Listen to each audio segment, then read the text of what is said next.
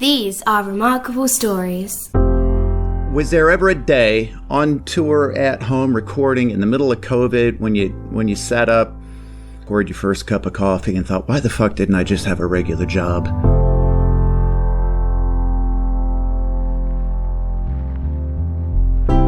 Hell no. No way, man. I was put on this earth to play music. You know, it's funny because when I was a kid, I was huge into I wanted to be a Navy SEAL. Complete opposite of what I do. I truly believe I was put on this earth to play music. We have to accept that is a part of life. That's part of nature.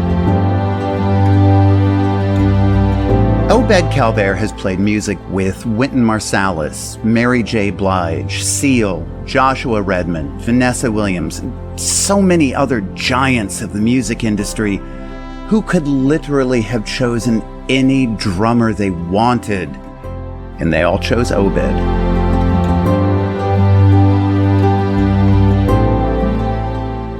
I'm John Herlig.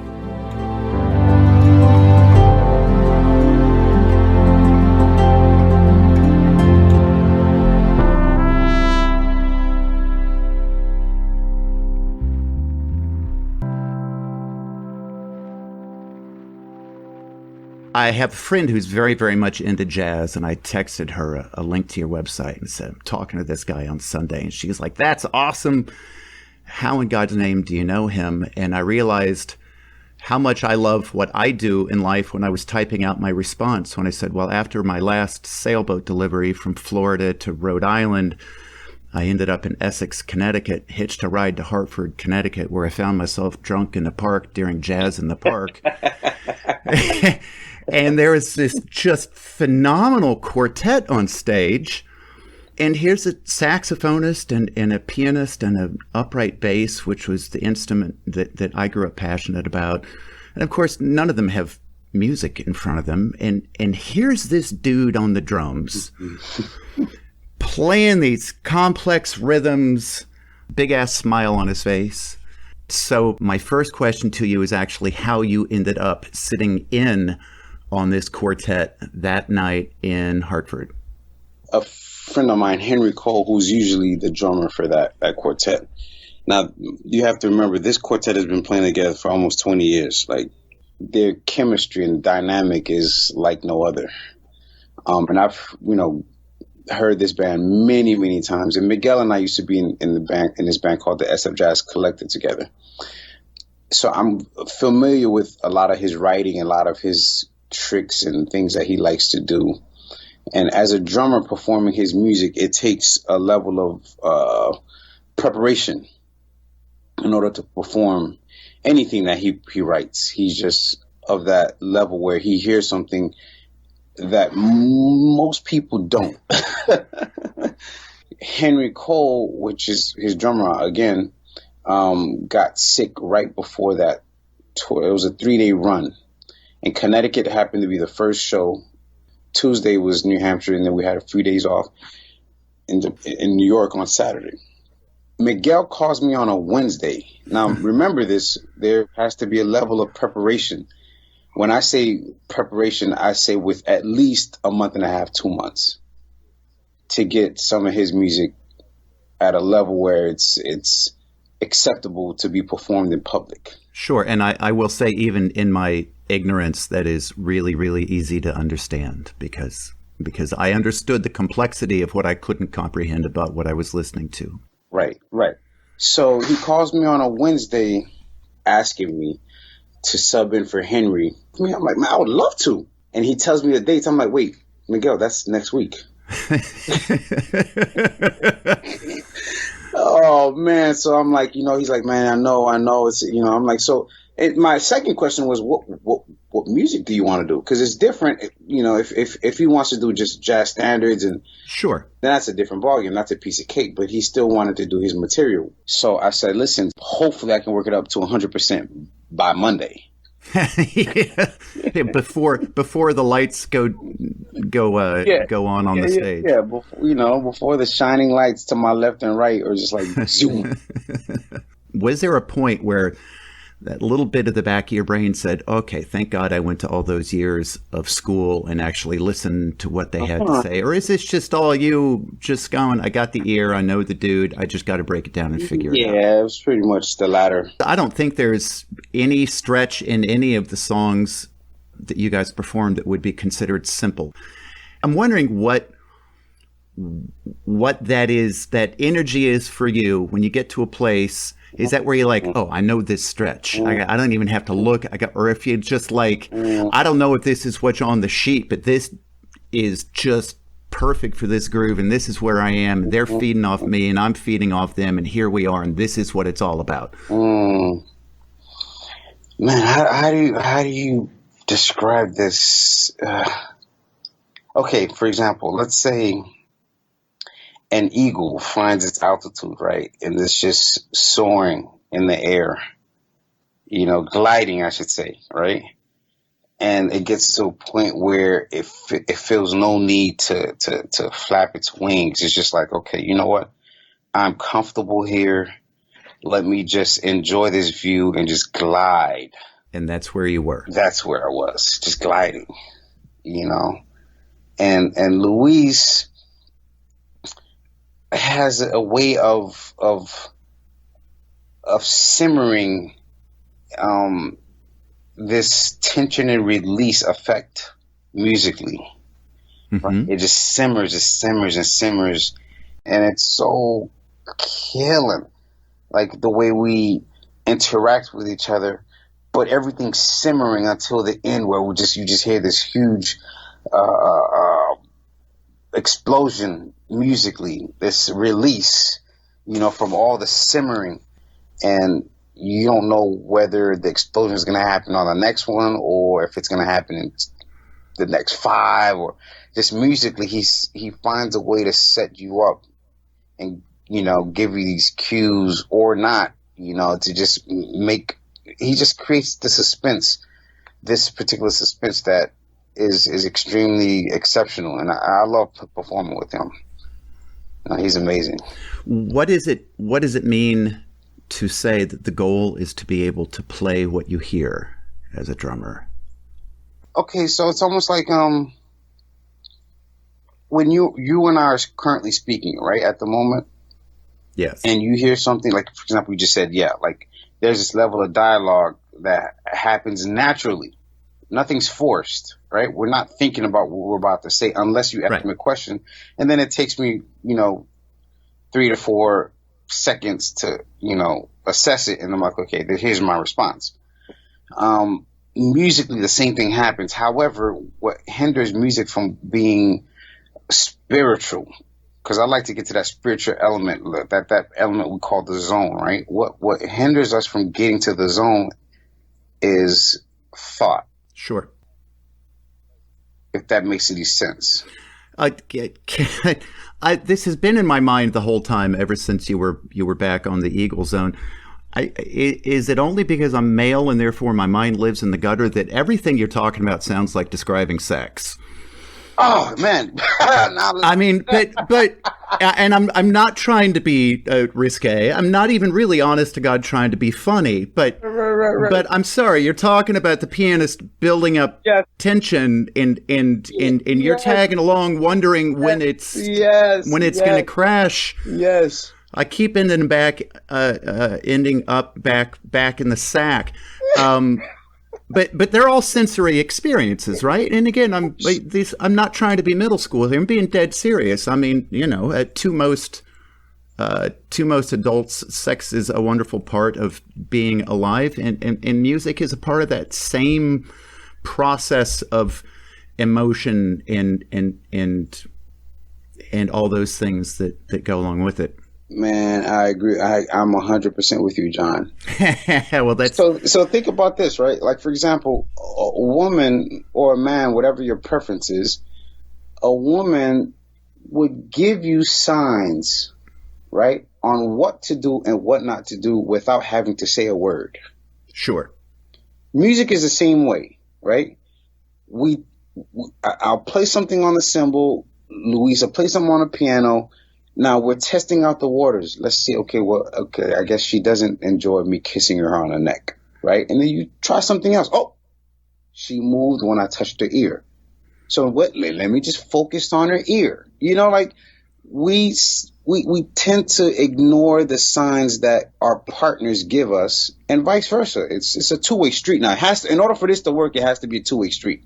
Of course. You know what I mean? And I think that your subsequent point was that thinking while you're on the drum set or other activities, thinking only ever gets in the way and kind of muddies that up. Yeah, big time. Let's back up and talk about how you got into drumming, and a little bit about your early life, if I may. I understand you are a native of Miami and you are of Haitian descent. So far, so good? So far, so good. Of Haitian descent means what? Both parents Haitian? Who, where, how? Yes, mom and dad are Haitian. And okay. I'm basically first generation American. So my mom moved from Haiti a month or two before I was born. Wow. Yeah. And where are they from? The same place in Haiti? No, my dad's from Port-au-Prince and my mom's from Bagadère. Do you ever think about going to Haiti to visit, to dig into your roots? I've been there 3 times, actually. The last time I went was in 2014, right after the earthquake, to kind of help out. I did a couple performances, just to do whatever I can, to add a little bit of light and, amongst a ton of darkness. It's funny because this country can't catch a break, man. No, they can't.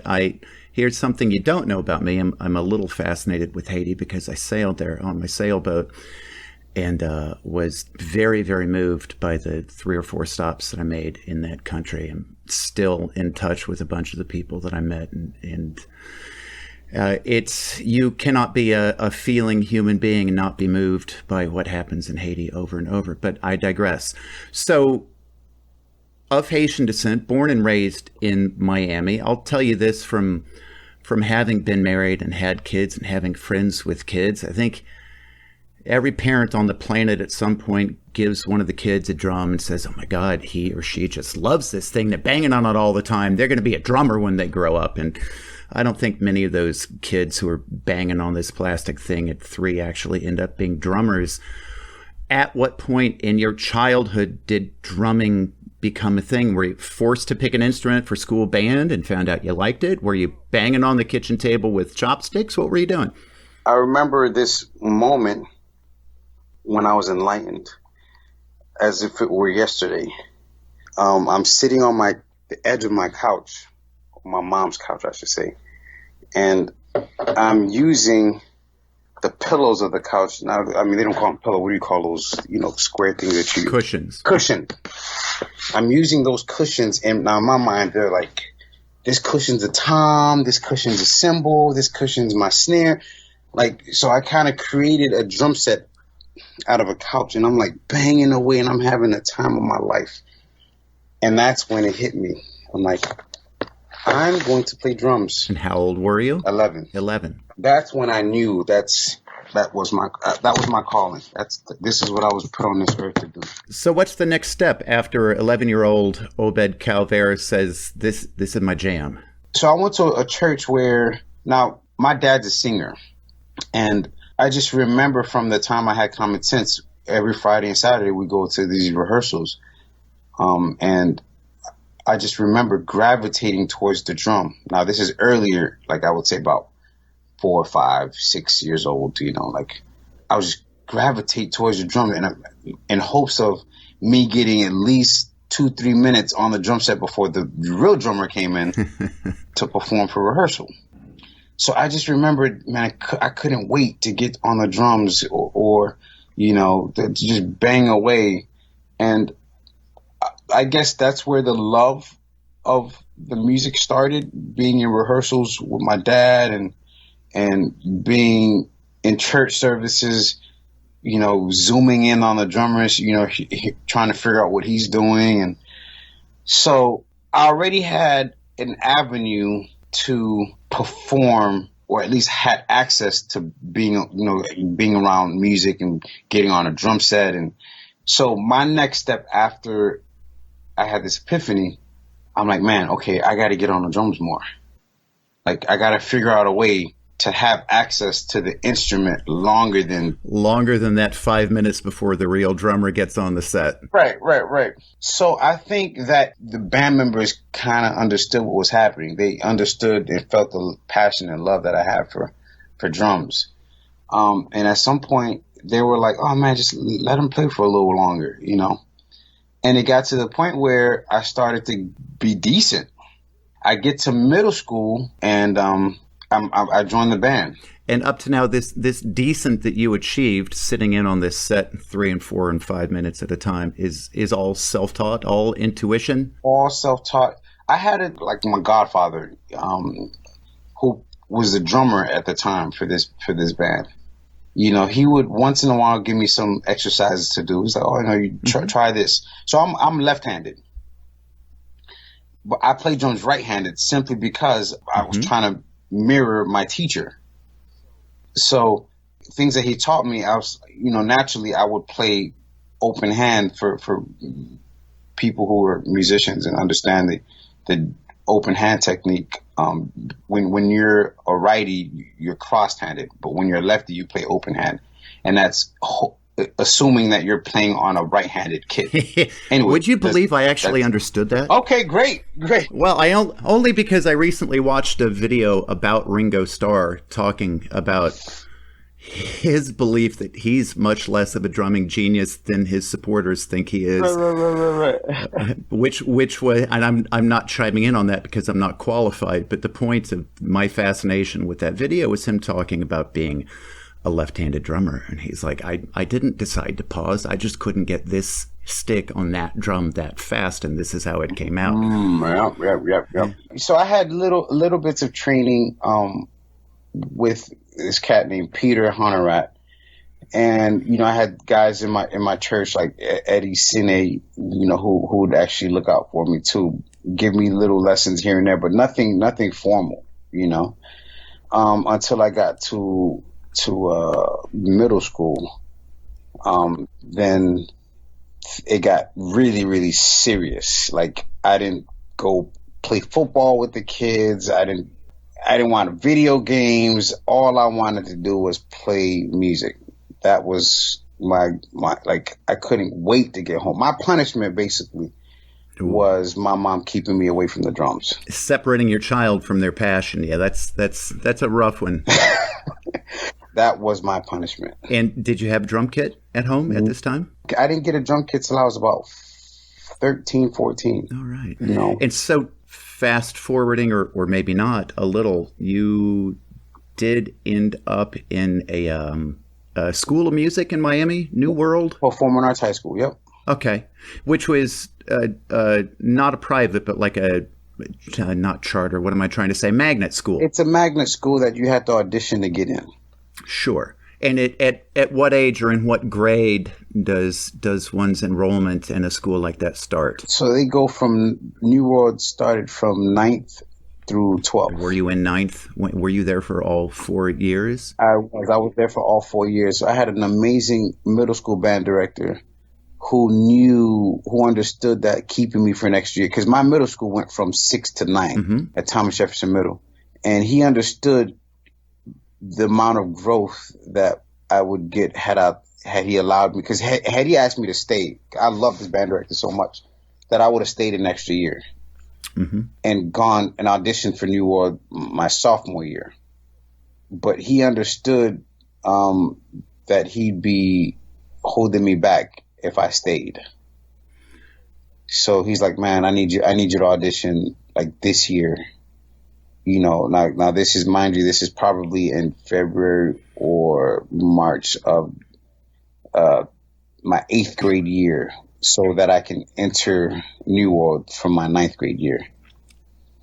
And that's pretty much, how I ended up at New World. They came and did a presentation at my school, and he's like, man, you need to go to this school, because you're not gonna, there's not much I can do for you here. At that point, I was doing little small, church gigs here and there and performing at church all the time. So, I could actually play back then. Do you think you already had a love of jazz, or of at least a curiosity about what we'll call less mainstream music when you were that young? Or was it being in a school like that exposed you to it and changed the trajectory of what you maybe ended up playing? Yeah, I think being exposed to it, because I didn't grow up playing jazz. Like I said, I grew up playing gospel, and by that time, I would say about 15, 16, I was heavy into the top 40. Like, I was doing a lot of top 40 gigs, weddings, bar mitzvahs, and, private corporate gigs. And when I got to New World, although my middle school teacher did introduce us to jazz, like we played a lot of big band arrangements, like, Count Basie and Duke Ellington. But when I got to high school, that's when I really I was like, oh man, this is pretty cool to hear Kind of Blue, to hear Joe Lovano live at the Vanguard, to hear Wynton Marsalis Black Codes, to hear John Coltrane Love Supreme. I was just in awe of what drummers could do. Listening to Four and More, Tony Williams playing with Miles Davis when he was 18 years old, and what he could accomplish at such an early age. I just fell so in love with jazz, where there was no turning back. It's, I would think, perhaps in many ways a deeper pool as far as a genre that gives back, and your ability to have depth and complexity and things to look into. Do you ever feel, as a professional touring drummer, that you're unfairly either judged by or compared to the quote unquote the biggies, the big names in jazz drumming from the past?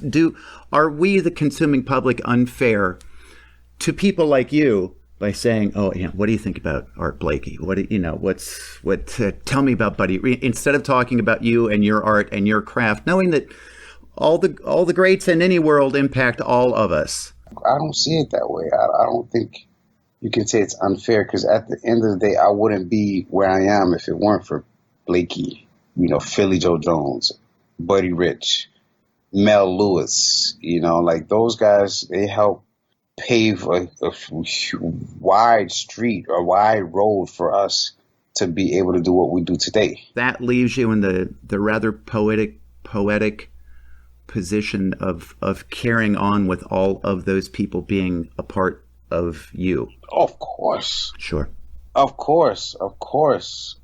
Was there a particular drumming great that touched you more or impacted you more? Was there an album that you sat down and you're like, oh, if someday I could do this song like so and so does? My Funny Valentine, it's a double CD set that I remember, I pretty much had on every single day. Miles Davis Quintet with Herbie Hancock, Ron Carter, Miles, and George Coleman's on that record. But Tony Williams plays the most musical drums. I mean, he basically, he's creating poetry on an instrument that's not known for that. When people hear drums, or when they think of drums, they think of just you banging away, bam, bam, bam, bam, bam, bam. No, but this guy was writing poems on the instrument. Not writing a book, because it's what he's basically producing as a drummer is way beyond just reading a novel, reading a story. It's poetry. And only a few can understand what's really, really happening at the moment. You have to have some level intelligence to get a grasp of what's happening musically. That's how powerful this gentleman, Tony Williams, is. Like, he was the one that was like, okay, if I want to play like anyone, I want to play like this guy. Do you think there's an element of drumming that touches all of us? I'm getting a little deep here. Forgive me in advance. Let's do it. Is rhythm is life, which is something I happen to somewhat believe in. A part of why drumming is, or rhythm in general, if you will, is so almost inexplicably moving to all of us. I mean, heartbeat is a somewhat regular thing. Breath is a regular thing. These things are all rhythm, and there is no life without rhythm. And I wonder if there's an overlay, and if that's a part of why, because music without percussion of any sorts, I'm not talking about solos or can you sit down with a guitar and sing a nice song without a percussion, but there's a big difference, like whether or not you've got a spice rack next to the pot of stew before you make it or not. There's an element missing when the drumming and the rhythm isn't there. I mean, I don't. You said everything that needed to be said. Like, when you walk. Damn it! I didn't even write that question ahead of time. It just came out, and I ruined it. When you walk, there's rhythm. When you and I walk, we take steps in a pulse that's extremely consistent. Now, if we want to speed up, once it speeds up and then it becomes consistent again. Your heartbeat is consistent. Now, what happens when your heartbeat starts to jump beats? You end up having to go see a doctor. Something's wrong. When we breathe in rhythm. If you had a 9-month-old baby, right, and I started playing rhythm whether it's on a bottle, whether it's on a table, whether it's on the actual drum, or rhythm on a piano, whatever the case may be, that baby will react. However, it goes from a toddler to grandma. I know when I'm doing something correct on the instrument when grandma's tapping her feet. I like that. I think we underestimate the power. It's more powerful than that. There's something that's spiritual with rhythm that we don't really, I don't think we have a grasp or an understanding of how deep it is, how rhythm is important to us. Do you think a drummer, let's take the group I saw you with in Hartford as an example, a little 4-piece, you're doing jazz, yada yada.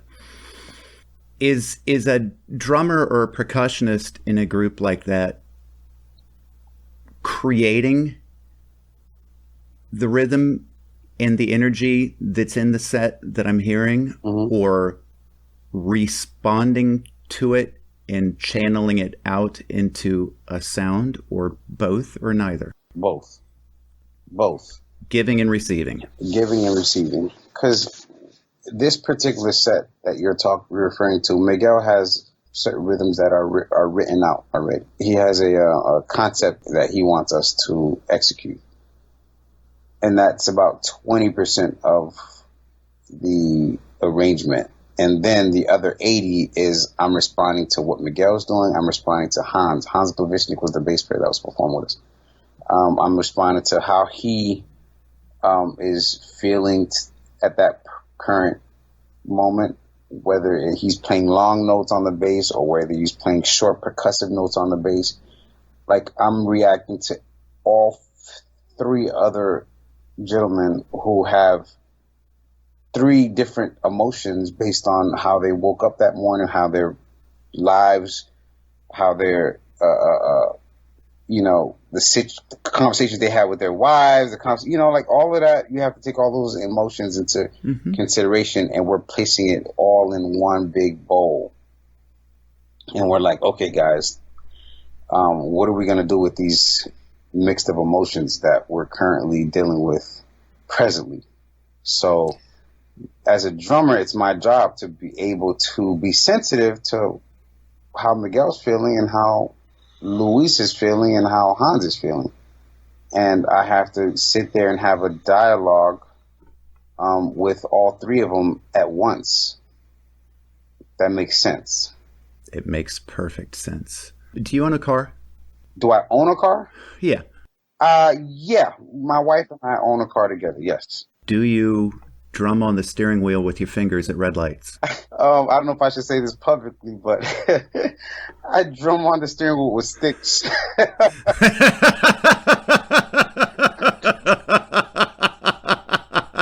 Steering the wheel with my left leg, because I have pretty long legs, so I can kind of steer it. Mm-hmm. Obviously, I'm not making turns with my legs, but like if I'm cruising and the lane is pretty straight, I'm banging on the steering wheel with my drumsticks. Yeah. What is it about that steering wheel? Is it because it's so rigid that it gives resonance that everyone that I know who drums and people like me who clearly can't, don't, and shouldn't, we still drum on the steering wheel? Yeah. I mean, it has a nice little tone to it. Like go in your car and just tap the steering wheel. It's a nice little do. Like and it gets, for me, I get a nice bounce. We have a leather covering on the steering wheel that you get this nice little bounce with sticks, What usually to the radio, or do you sync into your phone and play something that's already on your phone? Nowadays your car links to your Apple Music, whatever you want, whatever you Spotify, whatever. So whatever I'm listening to at the time, sure. Sometimes I'm in the mood to just, and if I didn't get an opportunity to warm up before a show, for example, that Saturday we had a show in Little Island in Manhattan. Like, I didn't have time to warm up, so I pretty much drove over there banging on the steering wheel. That was my warm up. Do you have a specific warm up routine? I do, but sometimes I like to switch it up, based on how my hands are feeling. Is the warm up a varying combination of mental and physical, sometimes more one, sometimes more the other? Oh man, that's a really, really, really good question. I have two sides to that story. Like, I have one side, for example, I was talking to an amazing drummer who's probably top 5 in my book in terms of ability to play drums. His name is Wynton Calvaire. Check this cat out. He played with Chick Corea. He's played with Sting. He played with Sting for years. He's basically a guru of the drums. And he comes from that, there's a routine that he must do before he's able to perform at a high level, right? And then you have somebody like Jeff Tane Watts, who's equally as great, but it's all mental. Right. He's past the physical element. And this is a story that I heard from Wynton Calvaire. Him and Jeff had, Jeff Tane Watts, that, he goes up to Jeff. He's like, man, you're not going to warm up? He's like, oh, man, that's all mental anyway. I would think it could be mental, and you could still, for that mental exercise, need to go through it. But what in God's name do I know? So, drunk in a park in Hartford, Connecticut, when I very briefly met you, I was just intrigued, and I asked you the following question. At what age did you leave home and start, for whatever period of time, living on the road and touring? And you smiled. I feel like you smile when you answer just about any question. Mm-hmm. You smiled and said 20. Mm-hmm. And 20, isn't young. Guess it depends on where you are in life. But that really captivated me. Where were you in life at 20 that you ended up living on the road? With whom were you touring? Mm-hmm. How long did it last? I left home right out of high school to go to Manhattan School of Music, right? So I think I was 18 in the fall of 2000. And we would get these special guests every year to come perform with the band. And one of those special guests was an artist by the name of Steve Teray, who plays on the Saturday Night Live show. Okay. And Steve came and did a master class, And he's like, man, as soon as you get to New York, please give me a call. You know, let's continue this musical relationship. Wow. Yeah. So Wynton was another one of those people who came and did a master class at my school. But Steve was the first artist who took me on the road. At 20, I think I may have been a junior at Manhattan School of Music. Steve was amazing because he, you know, like I was green. A novice at everything, you know. And, you know, he took me under his wing to show me the ropes. Okay, this is what you do. This is what you avoid. This is, you know, try to stay clean. Try to, you know. What was on the what to avoid list? Drugs. Drugs was one of them. You know, he was extremely. Now, I think today's community is much, much cleaner than it was 30, 40 years ago. It used to be part and parcel of life on the road, right? Oh, yeah. That was pretty much, you know, the one complemented the other. Like, you didn't get on stage without getting high, you know? Whether your choice was blow or, you know, marijuana or, you know, whatever, you know, that was part of the culture. And he had experienced deaths, you know. Now, whether I want to take his advice or not, it's up to me, but you will at some point get introduced to him. So how did 20-year-old Obed react to life on the road? How long were you out there? Were you sleeping in little seedy motels like we see in the movies? Was there a tour bus? What were you doing? I was lucky to be able to perform with an artist such as Steve because we stayed at decent hotels. You know, like I got spoiled relatively early. And carried that forward. Have you been able to maintain that? Knock on wood, yes, sir. Were you among the younger members of this entourage on the road? I was definitely the younger. Steve was probably in his late 40s. You know, who was on bass at the time? Either Santi Debriano or Steve Kirby. Those guys were in their mid-30s at the time. Like, I'm a baby. Oh, you're a kid. Yeah. So what goes through your head first show? You've had shows. You were, you know, between your high school and Manhattan School of Music and all that. I'm sure you've played in front of audiences, but there's got to be a difference in what happens both in your head and in your heart when you pick up those sticks to walk on stage with musicians that you revere or respect, who've taken you in under their wing. And this is a real gig. This is no more school. This isn't an auditorium full of parents. This is going out and getting a paycheck. The first thing that goes to my head, honestly, is don't fuck up. And did you manage? I think I did okay, you know. Okay. And if I didn't, what was beautiful about playing with, you know, an older group of guys is they checked me, man. Like if something wasn't right, they didn't have any problems pulling my coat, you know. And so does that mean coming to you during a break or after the show and saying, dude, when we get to this, you really can't do this thing like you did? Sometimes it would happen on the bandstand. Right. Like, because Steve wouldn't play all the time. Like, when it's his time to solo, he'd improvise. And when he, like, for example, if it's Larry Willis, who played with us a lot, if it's Larry Willis playing piano, you know, then he'll come around the drums and whisper, you know, he'll whisper something, you know, that you didn't really want to hear. So, you know, I pretty much put myself in a position where I didn't do it. I didn't make the same mistake twice.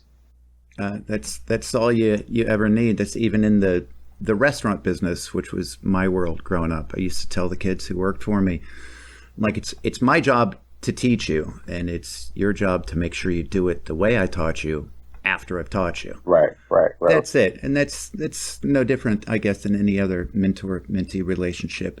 Now, let me ask you a question, John. How long have you, are you still in the restaurant industry? I am not. I got out. I was self-employed in it until about 10 or so years ago. Then I spent a few years working for someone else while I was transitioning from that into a life of being a gentleman sailor and floating around the Caribbean on my ass on a sailboat. Right. So, 10 years is still, I think it still applies. Did you find that the people you were training were much more sensitive about constructive criticism today than you were when growing up? That is a fabulous question. Gosh, I don't want to answer this the way I'm about to answer it. I think so. I think there has been a decline, if you will, in our general societal understanding that we've got to go out and take some lumps to get where we're going. And criticism or critiquing, those are the same root word, but they sound very different, is, I think, unfortunately processed slightly different today than it was back in like the late 70s, early 80s when I was making all my own mistakes in that business. That being said, the fantastic exceptions to that rule really buoy my hope for people and for the fact that there are still people out there. It's not old versus new, but still people out there who understand that you've got to take some lumps to move forward. I had an uncle who was a brilliant man who was a physicist, who I remember telling me a story way back in the day about when he had his first job for an engineering firm out of college and was put in charge of writing some very complex paper on whatever engineering analysis it was, I don't know, and he handed it in to his boss, who handed it back to him the next day full of red. And my uncle told me, he's like, I wasn't crushed. I was angry. I came home and thought, how could anyone possibly take such a good paper like the one I wrote and redline it like this? He said, and then I looked at it for a day or two and realized that everything that had been pointed out to me was right. And that it's not that he wasn't good at what he did, but that he had that epiphany where he was good as he could be at that time and still had opportunities to get better. And it was only by accepting that input from the people ahead of him that he could get it. And those people do still exist. I hope they still exist in music. I hope there's still drummers sitting at kits on the bandstand who can have a correction whispered to them mid-set and take it as, wow, these guys want to be good and want me to be a part of them being good, not I just got told I did it wrong. Right.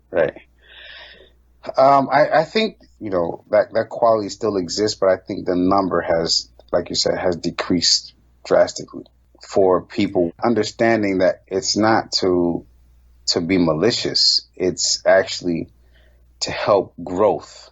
Like, I'm only 40, I turned 40 in December, but I'm extremely observant. Like I walk, like, for example, when you ask me, what do you learn on a tour like that? Like I just keep my eyes and ears wide open and observe everything that's happening. And then you have to make a decision whether you want to go left or right. Does music have a particularly strong ability to play a role in making social statements and trying to affect positive social change? Of course. Even jazz? Even jazz. That's a trick question. Even jazz. Like, if you look at Sonny Rollins' Freedom Suite, right? If you look at Max Roach, We Insist, all of these, all of these are political statements. Their way of protesting, we need to make change. We Insist was a bit more obvious because they, Abby Lincoln, who was at the time Max Roach's wife, she sings about, apartheid. She sings about all the, mistreatment of African Americans being, abused, lynched, murdered. Sonny Rollins, wrote Freedom Suite because they wouldn't allow him to move into a condo because of his, now mind you, Sonny Rollins is the king of tenor saxophone, like one of the gods, yet he can't move into this particular apartment because of the color of his skin. So how do you think that has changed over time, or how does that translate to 2021? What's What is your ability to do what you love, to pursue your passion, to make music, and to also try to maintain a social awareness of what you do? Just continue continue the trend. You know, like for example, 2019, I was part of a band called the SF Jazz Collective, and you know, Sly is another one who was huge in terms of speaking his mind politically. Sly has this one tune that is named "Don't Call Me Nigga Whitey, Don't Call Me Whitey Nigga," and that's his way of saying, you know, like something needs to change within the human race. So what I did was, you know, I made an arrangement of that tune and spoke before, you know, Martin Luther King was fighting for this damn near 50 years ago, and we're still having to deal with these issues that, man, they could easily be, I don't want to say easily, but if we just take a step back and say to ourselves and say to each other, man, it's okay to be different. It's okay. As long as you respect me and I respect you. You know, I think traveling at an early age allowed me to really understand different cultures, to really understand different class, you know. But I think the most important thing is we have to be secure with ourselves. I think it all boils down to that. Being secure with ourselves as human beings, accept others for who they are, you know. I think you just hit the nail on the head. I wish being secure in ourselves was something that might be more easily taught.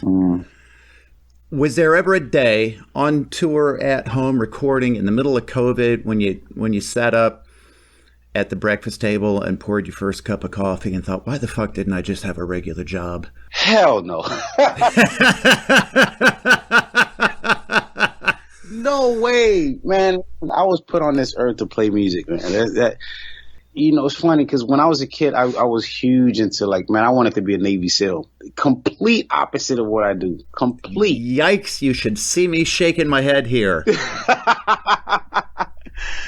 I really did, man. I was like, all I had was toy guns, and like, I just loved that part of. I mean, how do you even explain that? I mean, that was something that I loved. I don't know why. But I truly believe, like, you know how, you know, we keep saying, like, I keep saying, like, you know, like, I was put on this earth to play music. I think some people are put on this earth for other things as well that may not necessarily be positive, you know, but we have to accept that is a part of life. That's part of nature. So what's the lesson that you would give about finding that balance, which this really is sort of the crux of it, finding that balance between survival, quote unquote, I mean that out in the financial world, and being true to what you're supposed to do? Oh man, that's a tough one because not many folks are, you know, they're not willing to take to do what we're talking about. There's got to be a level of risk. And when I mean risk, you got to be willing to risk it all. I don't get the impression talking to you that the paycheck justifies whether or not you follow your passion. Right, it doesn't. And maybe therein somewhere is that trick, at least to me. I've got 3 weird kids who have 3 weird careers because they grew up in my house, and I was what we used to call sort of a serial entrepreneur. I would start businesses, all of them somewhat food related. I roasted coffee and owned a bakery and a restaurant and stuff like that. Never, unfortunately, did I do it for the money? I did it because it was my passion. I walked into a kitchen at 15, and while you were walking into the church basement and looking at the drum set, I was walking into the church basement and going into the kitchen and looking at all that stainless steel and that 12-burner stove and the salamander, and I was going, God, I want to give me an apron, put me in here. Right. You know, this is my jam. The money never justified I just never cared. I'm still bad that way. Now I create stories, a podcast, I write, and I get compensated for it, but I don't care. That wasn't the reason why you started, though. No, I'm doing this because this is what I have to do. Yeah. Okay, so I've got I'm going to ask you a few more quick questions. So I'm not going to be the reason you're late to whatever gig you've got today. By the way, do you have a gig today? I do, but that's at 5. It's okay. I mean, well, you're a jazz musician. I was impressed that you were awake before noon. Oh, see, what is that? Come on now. You're in Baltimore. Where are you playing? It doesn't matter. You're not coming out till season 2, but tell me anyway. Where are you playing? What are you doing? Keystone Corner. It's a jazz club that is run by Todd. What's Todd's last name? But anyway, he's been around for decades, man. He's a huge lover of the music and is passionate about it. He actually used to run Dizzy's Coca-Cola Club in New York and moved down to Baltimore and started this amazing club down here. But anyway, yeah, that's why I'm in Baltimore performing, and it's been great. Performing with whom? Warren Wolf, David Sanchez, and we're playing the Latin side of giving a tribute to Cal Jader and Tito Puente. Oh, okay. Yeah. Well, that's fabulous. Yeah. How is it as a drummer to play anything that's in any way an homage or a tribute to Tito Puente? Oh man, it's fun.